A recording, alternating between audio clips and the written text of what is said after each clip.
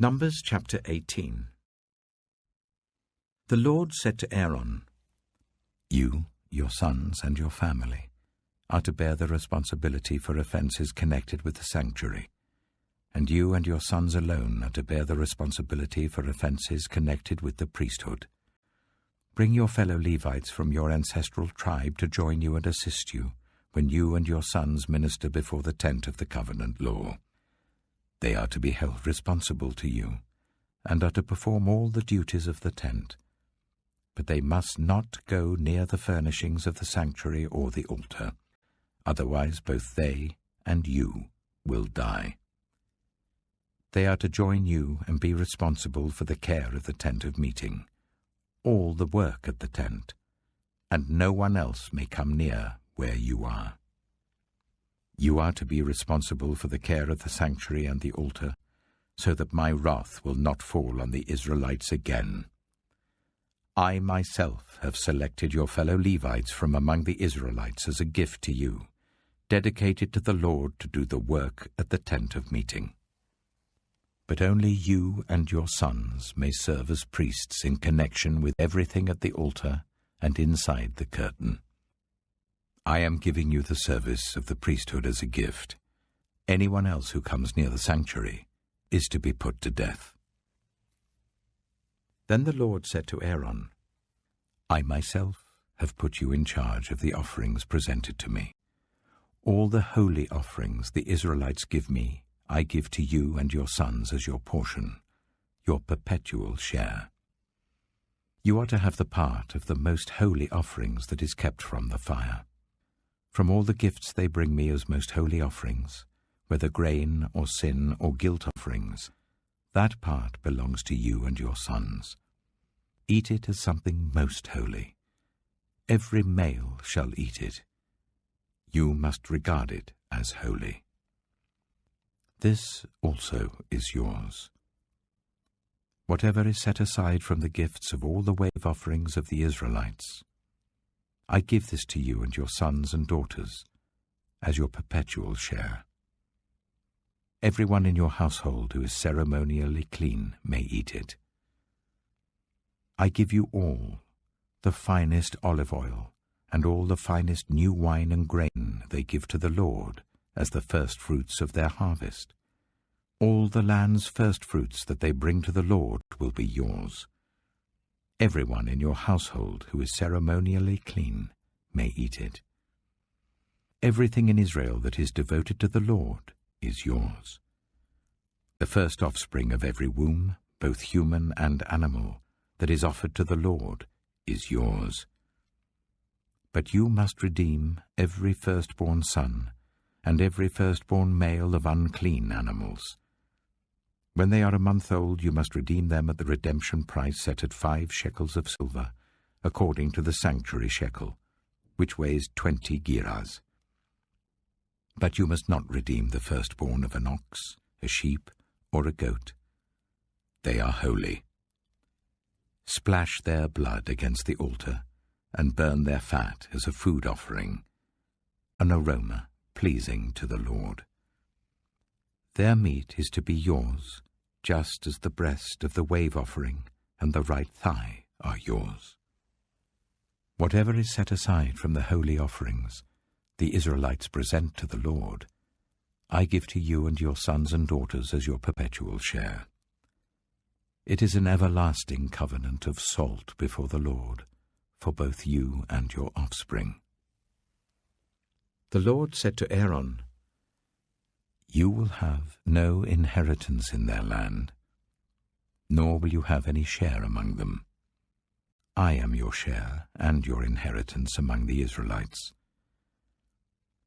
I give to the Levites all the tithes in Israel as their inheritance in return for the work they do while serving at the tent of meeting. From now on, the Israelites must not go near the tent of meeting, or they will bear the consequences of their sin and will die. It is the Levites who are to do the work at the tent of meeting and bear the responsibility for any offenses they commit against it.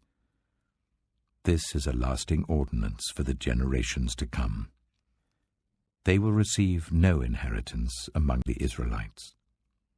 Instead, I give to the Levites as their inheritance the tithes that the Israelites present as an offering to the Lord. That is why I said concerning them, they will have no inheritance among the Israelites. The Lord said to Moses, Speak to the Levites and say to them, When you receive from the Israelites the tithe I give you as your inheritance, you must present 1/10 of that tithe as the Lord's offering. Your offering will be reckoned to you as grain from the threshing floor, or juice from the winepress. In this way you also will present an offering to the Lord from all the tithes you receive from the Israelites. From these tithes you must give the Lord's portion to Aaron the priest. You must present as the Lord's portion the best and holiest part of everything given to you. Say to the Levites, When you present the best part, it will be reckoned to you as the product of the threshing floor or the winepress. You and your households may eat the rest of it anywhere, for it is your wages for your work at the tent of meeting. By presenting the best part of it, you will not be guilty in this matter. Then you will not defile the holy offerings of the Israelites, and you will not die.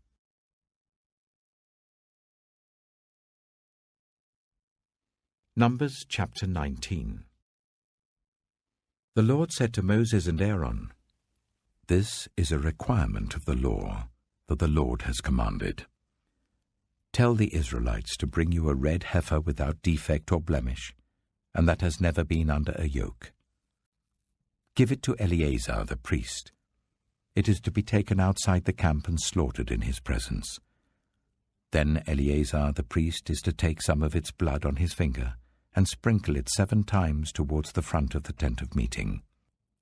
While he watches, the heifer is to be burned, its hide, flesh, blood, and intestines. The priest is to take some cedar wood, hyssop, and scarlet wool, and throw them onto the burning heifer. After that, the priest must wash his clothes and bathe himself with water. He may then come into the camp, but he will be ceremonially unclean till evening. The man who burns it must also wash his clothes and bathe with water, and he too will be unclean till evening.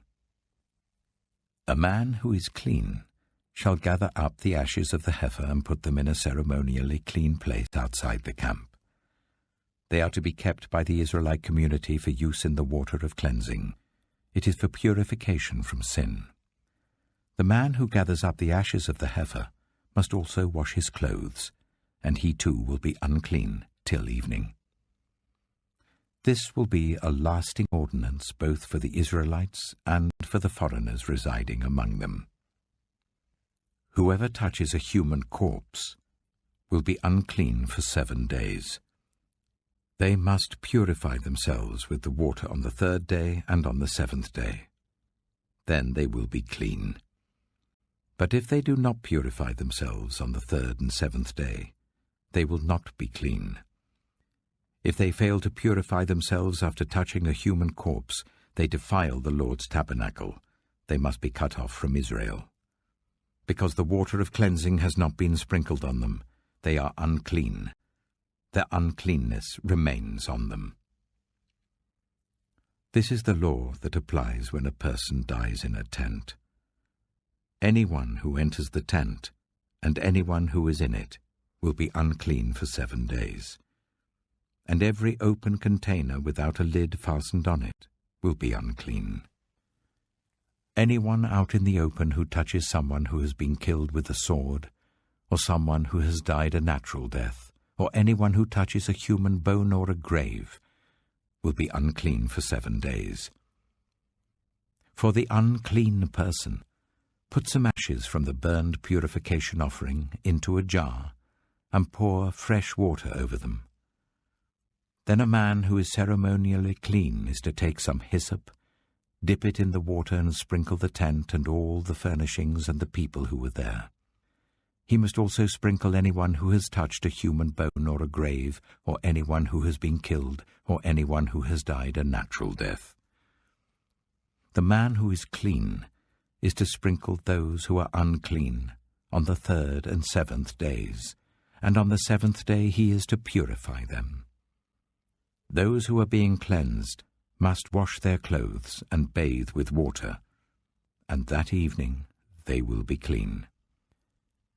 But if those who are unclean do not purify themselves, they must be cut off from the community, because they have defiled the sanctuary of the Lord.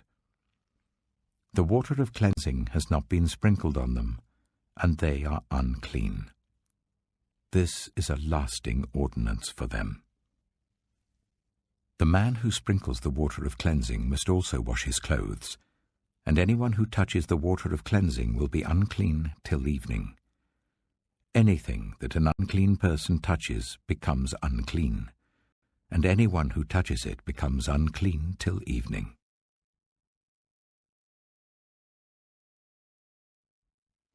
Numbers chapter 20.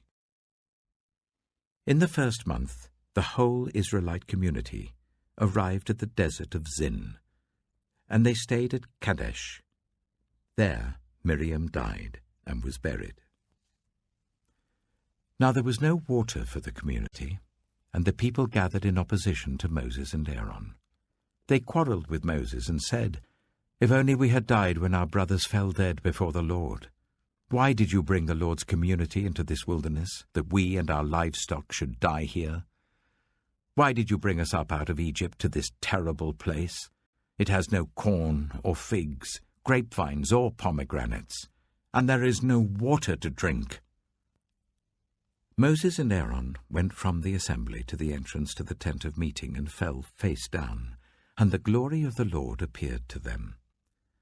The Lord said to Moses, "Take the staff, and you and your brother Aaron gather the assembly together.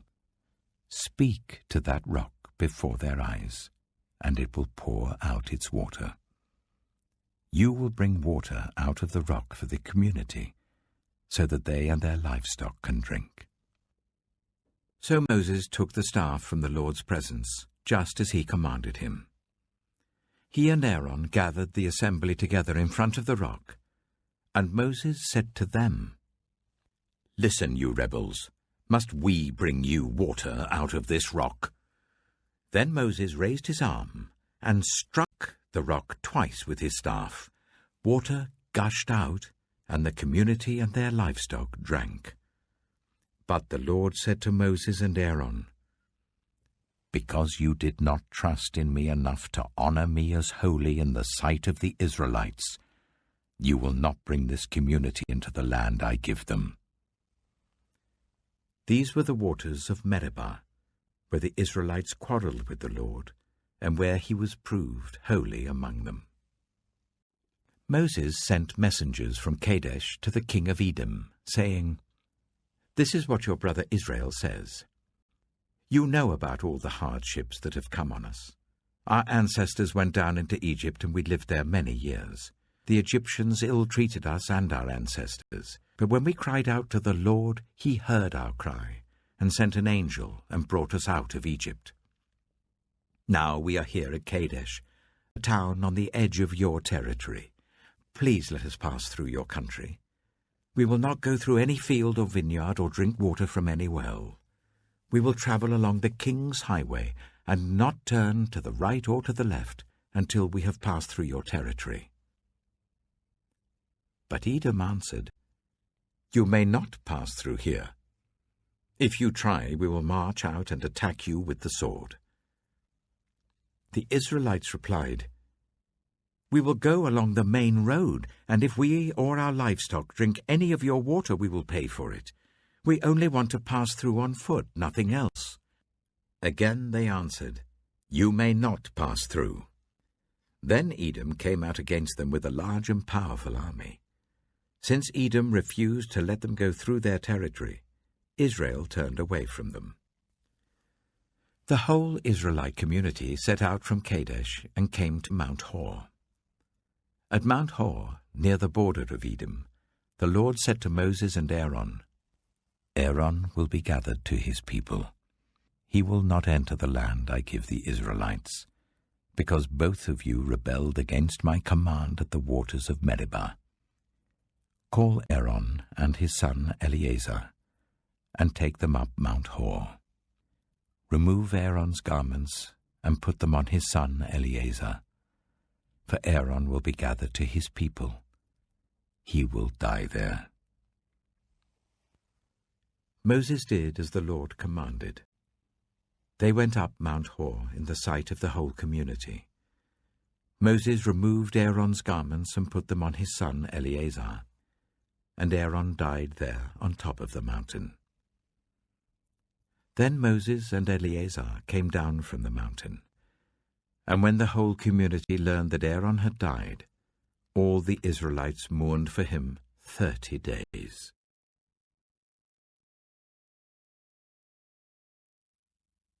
Psalm 54. Save me, O God, by your name. Vindicate me by your might. Hear my prayer, O God. Listen to the words of my mouth. Arrogant foes are attacking me. Ruthless people are trying to kill me, people without regard for God. Surely God is my help. The Lord is the one who sustains me. Let evil recoil on those who slander me. In your faithfulness, destroy them. I will sacrifice a free will offering to you. I will praise your name, Lord, for it is good. You have delivered me from all my troubles, and my eyes have looked in triumph on my foes.